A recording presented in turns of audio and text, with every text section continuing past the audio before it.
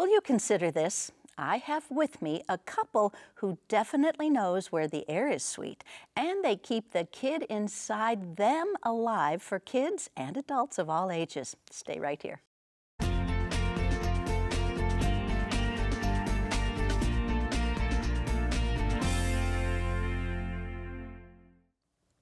If you're playful and creative, you'd like to meet someone who has those same qualities, right? Well, this fairy tale certainly came true on oh so many levels. For my guests, meet Paul Rudolph, a native from Normal, Illinois, and his lovely bride, Leslie Carrara-Rudolph. Ooh, that's a lot of R's. A creative native from California. That's right. Welcome. Thanks for having us. Thank you. But now, so you came from the middle of the country and went to New York. You came all the way across the country, and tell us what you're up to. Well, for both of us currently, we both work more or less full-time for Sesame Street in New York City. I'm working there as a vocal music director.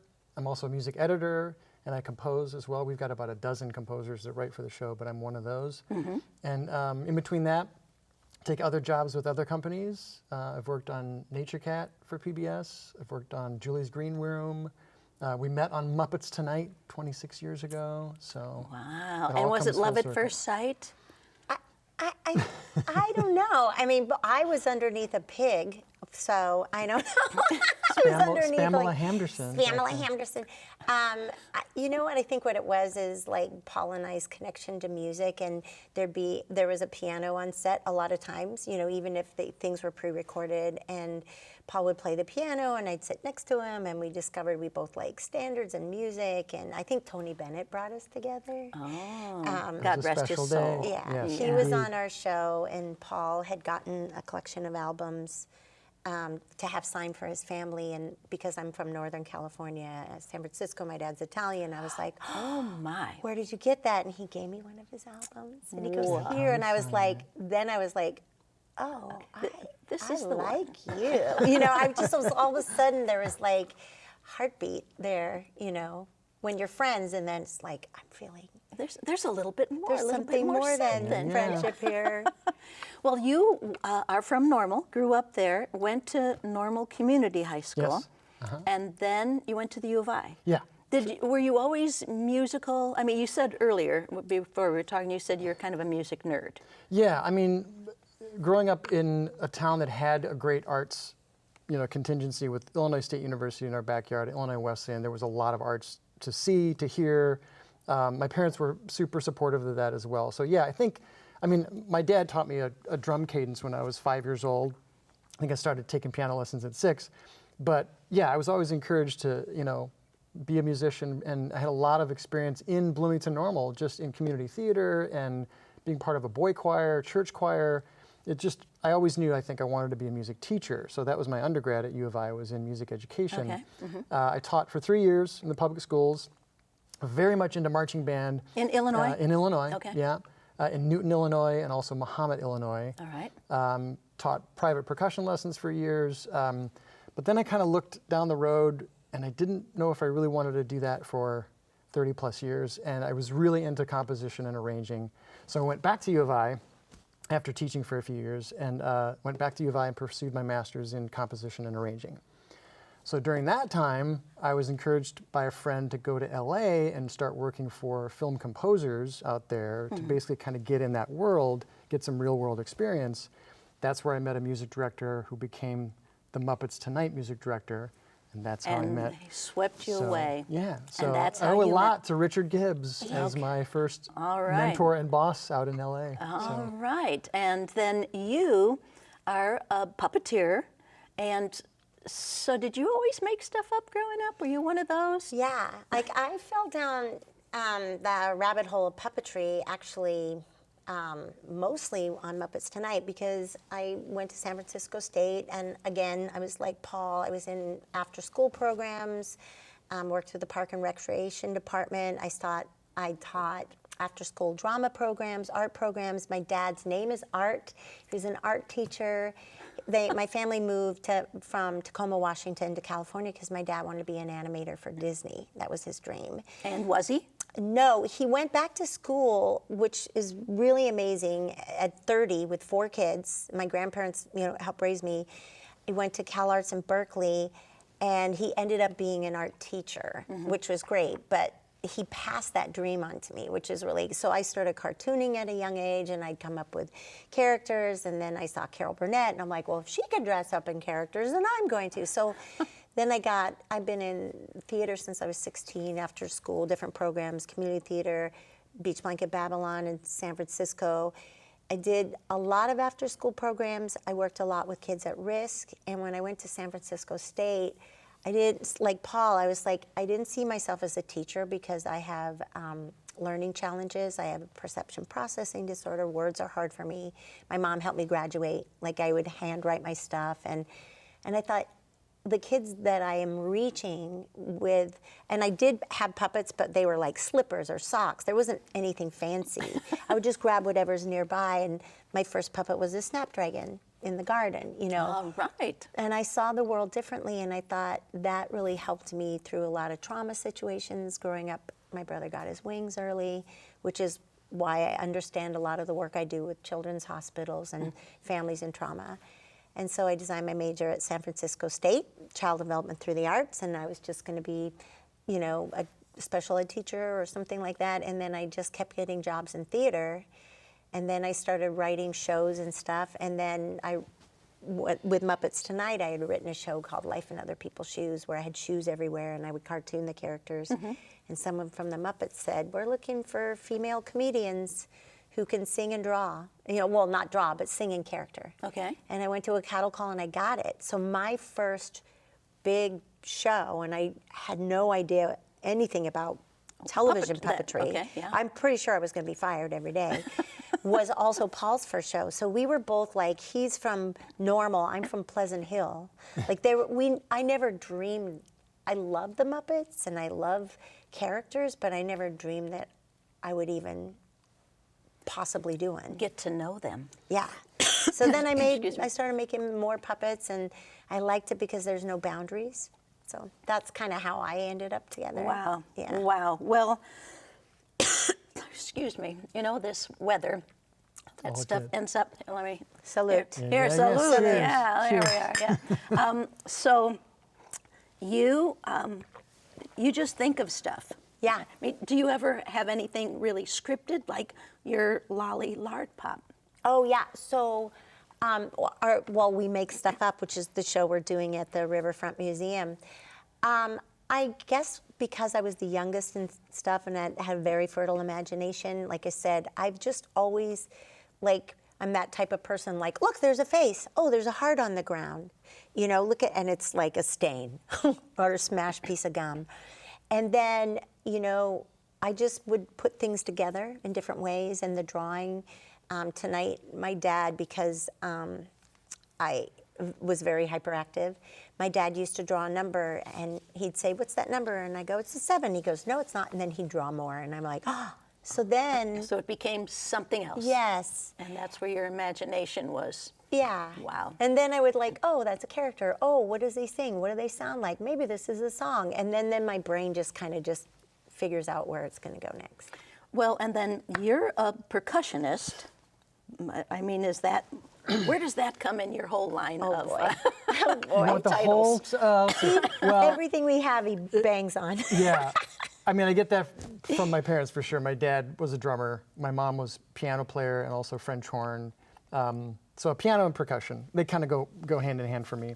But with my percussion group, Glank, I'm way into found objects. So Right. I love found object I metals. need to know more about that. Like ice cube trays, I didn't even know there were any still in the world. Right. Yeah, the aluminum ice cube trays, that which used are to stick to your fingers if you got them out of the Yeah. Yes. refrigerator Right. with wet hands. Well, that's the kind of thing I look for in sounds. Like I Okay. look for something that is basically mechanical looking. The way I look at Glank is it's like a 1950s kind of sci-fi Atomic theatrical Lounge, I think he experience. calls it. Yeah, and so it's what the performers are all shrouded. We're all anonymous. We're all in clean room suits, and I try and make that look very stark against the lighting that we use. And so basically, it's like kind of looking at an old sci-fi. We use multimedia. We use audio and video, but the instruments, I'm always looking for metal that sounds cool.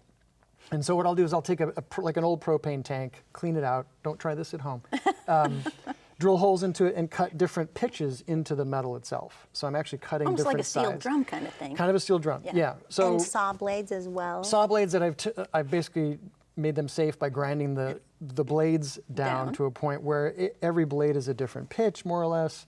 Car parts, springs, all sorts of stuff. But the vibraphone is my favorite instrument because it's not only made of metal, but I can run it through all these different effects and distort it and put delays on it and things, basically destroy the sound of the vibraphone. I'm kind of a punk at heart that way. So I take all those metal instruments and I basically do a multimedia show that involves all sorts of aspects of theater. The biggest part for me, though, that kind of sets me apart from the Blue Man groups and the Stomps is the audience becomes part of the show. So the audience puts on a lab coat and they put on a mask and they assemble a shaker with a little LED light in it. And so the line is blurred between the performer and the audience member. Right. And I also love it because it's like the audience member feels like they're in a Halloween costume. They feel less inhibited.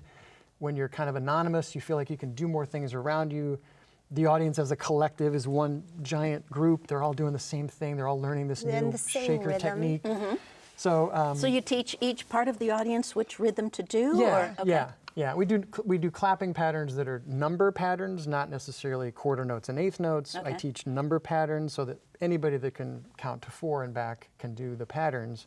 And so it's all this one ensemble that feels very whole.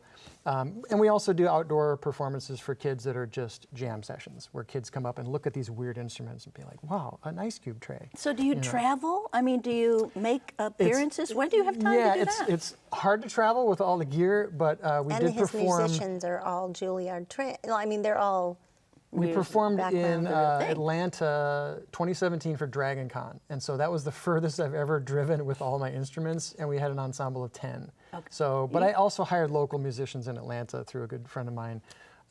So as far as traveling go, yeah, it can be challenging and a little expensive, but in our backyard in New York, I mean, there's plenty of places to play there, both outdoors, indoors. Right. Well, now she has brought her show here. Are you going to bring your show I to hope Central I hope Illinois? to bring Glank back. My dream, honestly, is to perform at Rivian and play on the parts on of the the cars cars. and bring our ensemble pieces and have that be one big assembly line. And you know some people over there, so you could probably Let's make hope. that happen. Yeah, that'd be great. That'd be good. Okay, so I mean, for both of you, growing up, I mean, this is just not something. You were Sesame Street kids. You know, a little bit older maybe when it first started. But did you ever dream that this would be something that you might be able to do, that you'd actually get to know where 123 She has a Sesame great Street is? story about this. Well, I mean, I don't know. I think it's like, I remember watching Sesame Street, and because of my mind and the way things, like I saw, like, oh, monsters and talking sandwiches, and well, that's what I felt immediate connection. Like I was like, that's what it looks like. That's what it's like inside my brain. Like that's what's always happening. And my mom says, I went home and like, I'm moving to Sesame Street. My sister's like, yeah, you packed up and like you waited on the corner like somebody was gonna pick you up. And then finally I came home, I was like, I guess I can't get there. I mean, I didn't even know where it was. It didn't matter to me.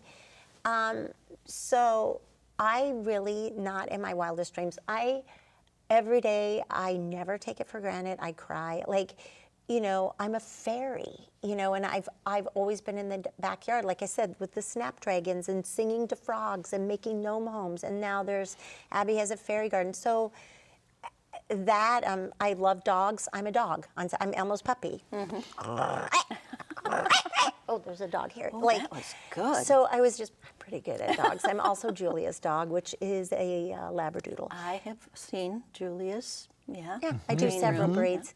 So, so I think for me, I know it sounds corny, but I've always followed my heart. I wake up and I just literally need to create something, and I don't know what it is. Like I'll draw something. I just have this.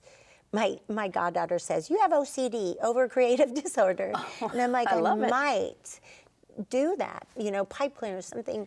So for me, it was a dream come true because I know how important, and I play different outreach characters. I have Jessie, who was our military outreach who deals with loss. And because I grew up with a loss in our family when my brother got his wings earlier, I could connect with that with authenticity. Not that nobody else does, but also Lily, which is food insecurity and kids that have less and foster care.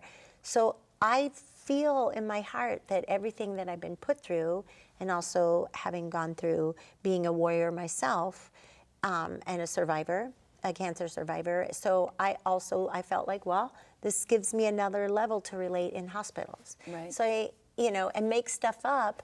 The musical that we did is like, I try to make it as easy as possible in 50 minutes through music and storytelling, that anybody can do what I do.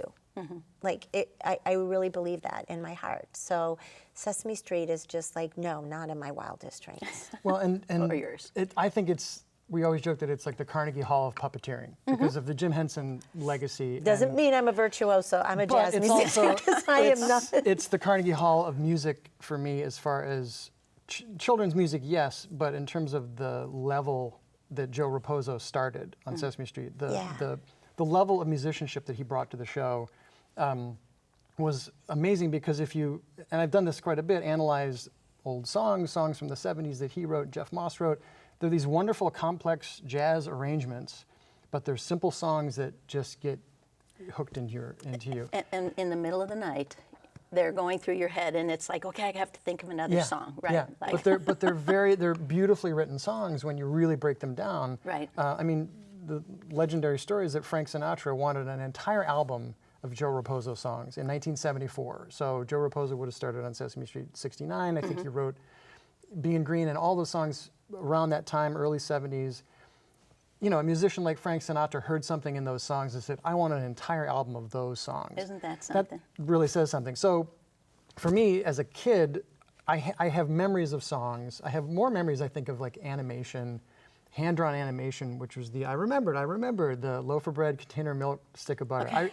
I can see that in my brain right now. And I don't know why that stuck with me more than I think puppet characters did. I think animation did, and The Count. I loved The Count. I love The Count. Yeah. So that, and then this is the bizarre full circle thing. On Muppets Tonight, we got to work with Brian Henson, of course, son of Jim Henson. That was wild. And when I was a kid, there was one specific short film that I remembered on Sesame Street, which was 3 boys, and they're eating ice cream, and they're making the noises like earth-moving machines. Oh. And then they would cut to real earth-moving machines. Shout out to Caterpillar. And then back to the kids. And then one says, "I'm broken," and he made this sound like he was winding down. And then another kid came up and wound him back up and turned his nose on. Well, one of those kids was Brian Henson when he was like 6 years old, and it was one of his dad's films.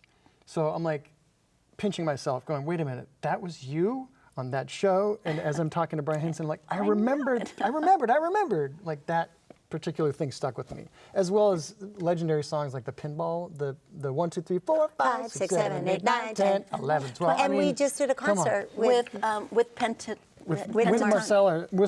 Marsalis and the Jazz at Lincoln Center Orchestra. Oh, yeah. Did all jazz they did 13 arrangements. brand new arrangements. His band and his staff, basically, the people in the band arranged all new arrangements for us for a live show, and that was one of them. You were in that as a cow, weren't you? Oh, yeah, I was a cow. I was a cow in that. I was 1, 2, 3, 4, 5, 6, 7, 8, 9, 10. Or maybe I actually had a Pointer Sisters. Yeah. I don't know. Maybe, I don't know. Another Oinker great Sisters? group. No. Oinker Sisters. Was it? The Oinker Sisters. I can't Pig? remember. Was it a pig? No. No, it was Pam. But that level, like that. I started as a pig, went in as a cow. Like, maybe you should examine your attraction to livestock. True. And maybe you should let Caterpillar in on your blank stuff. Yeah. Oh, Yeah, we could perform definitely. there. But that level of musicianship, Jazz at Lincoln Center, world-class jazz musicians. That, to me, harkens back to Joe Raposo and the bar that they set for children's music. Yeah. And I think it's a Joe Raposo quote where he said he never wanted to write down for children. kids. He wanted to lift them up. Yeah. So as he wrote, he was writing just like he would for Frank Sinatra, as he was for a 5-year-old. kids, right. So. Well, so you still have some friends here. Do you have family here still in the area? My parents live in Bloomington Normal. Okay. My sister lives up Chicago suburbs. A lot of good friends is still in Central Illinois. Some are still teaching music. in the suburbs as well. But yeah. Do you get to accompany him back here for any family things very often, or? Yeah, events, every yeah. time he comes here, I am usually with him. Okay, well that's good. Yeah, he'll bring you along. Yeah, he brings me And do you along. perform for everybody then?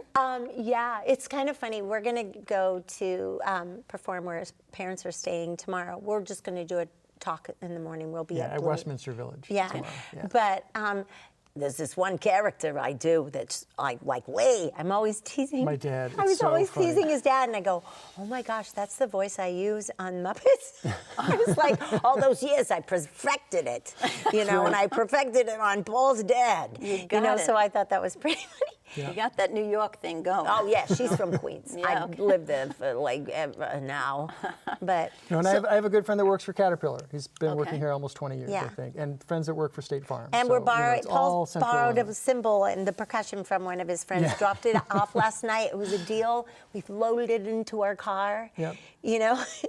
But So yes, connections enough to borrow cymbals and drums. yeah. But I have for a new sure. connection here. I don't know if you brought out Okay.